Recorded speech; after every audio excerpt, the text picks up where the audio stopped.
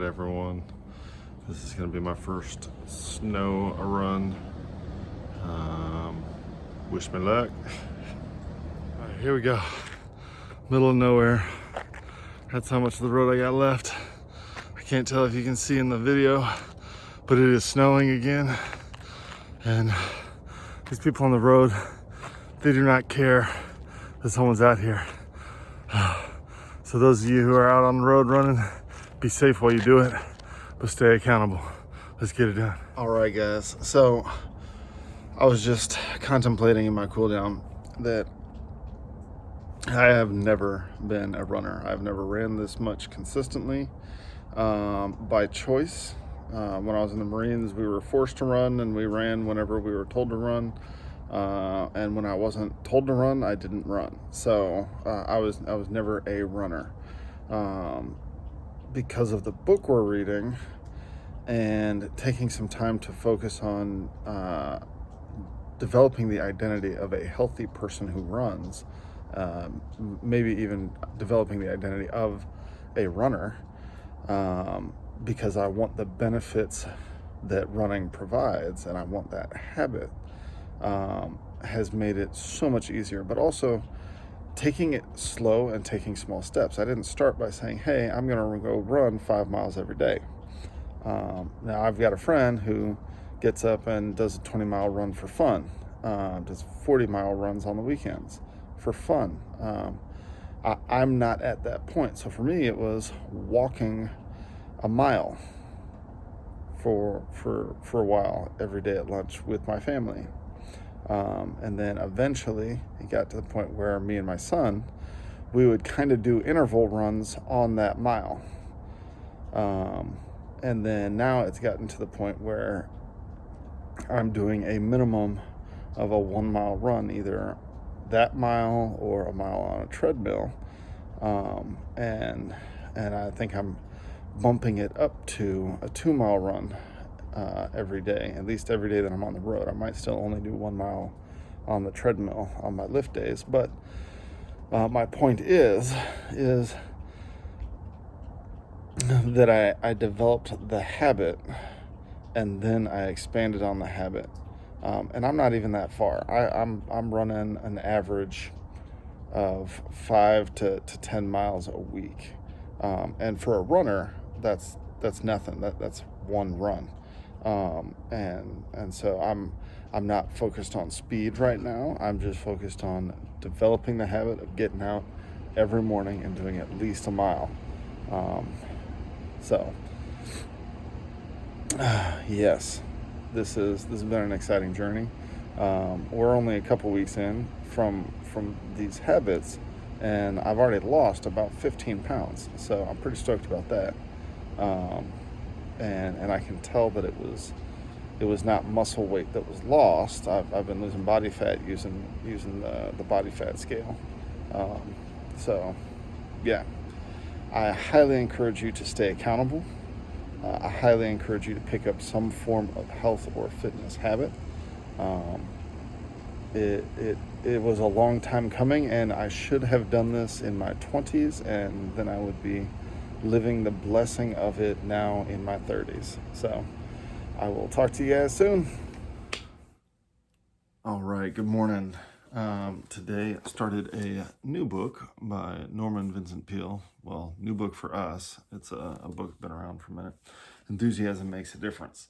Chapter 1 really just kind of set the foundation in the enthusiasm is a burning desire. It's a passion. It's a fire that wells up inside you, and that controlled enthusiasm, focused enthusiasm has great power, and unbridled enthusiasm can be kind of like a wildfire, and can be less productive than no enthusiasm.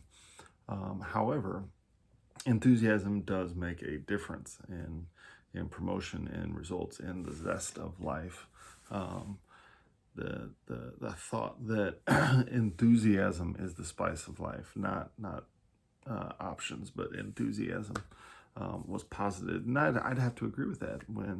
When you get around someone who has passion or enthusiasm for any particular topic, it's hard not to get enthralled with what they're talking about, what they're sharing with you. So excited to see where this book goes. Atomic Habits this morning. How did they phrase it? They talked about what he called a commitment device, which is anything that you can use to make a decision now that will control your future decisions, or make a habit easier. So things like, if you make the decision now to set up an automatic transfer of $50 a month to a savings account, you're gonna expand in your ability to save money. If you make it a habit that on the front end of a meal, you ask your waiter or waitress, hey, can you take half of my food and go ahead and box it up now? What you're doing is you're creating a scenario where you're only able to eat half as many calories as you ordered. And so you're able to save that second half of your food. So you're making a decision on the front end that ultimately has longer term ramifications. And so they also, in accordance with that, talked about finding ways to automate what it is that you're trying to accomplish. So things like that auto draft from your bank account means that you're able to save without having to think about consciously saving. Things like someone bought a particular device that would cut the router off for their internet at 10 o'clock every night. So then everyone in the family knew that was the time the internet went away. Another had a friend who would change their passwords to all their social media every Monday and then give them the password on Friday. That way they would stay off social media during the week, and they were able to focus and accomplish what they needed to get done during the week. So either automating through doing something like that with a friend, or automating through technology and leveraging technology can allow us to do those things. Now, we also want to be careful with automation, because there's some things with automation and the path of least resistance, if you will, that have made some habits or behaviors hard to stop. So things like binge watching Netflix, you don't even have to do anything, and it'll turn. You just got to keep your eyes open, and Netflix and YouTube will just keep putting up the next video, putting up the next episode, and that's what makes it so easy to slip into. Is there is zero effort involved. In fact, it takes more effort to stop watching Netflix or YouTube than it does to keep watching it.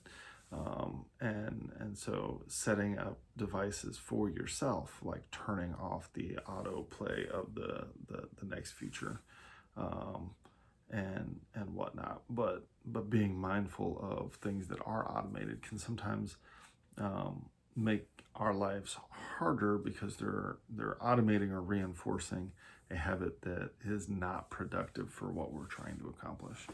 So overall, great morning, good run, great books, fired up. I will talk to you soon.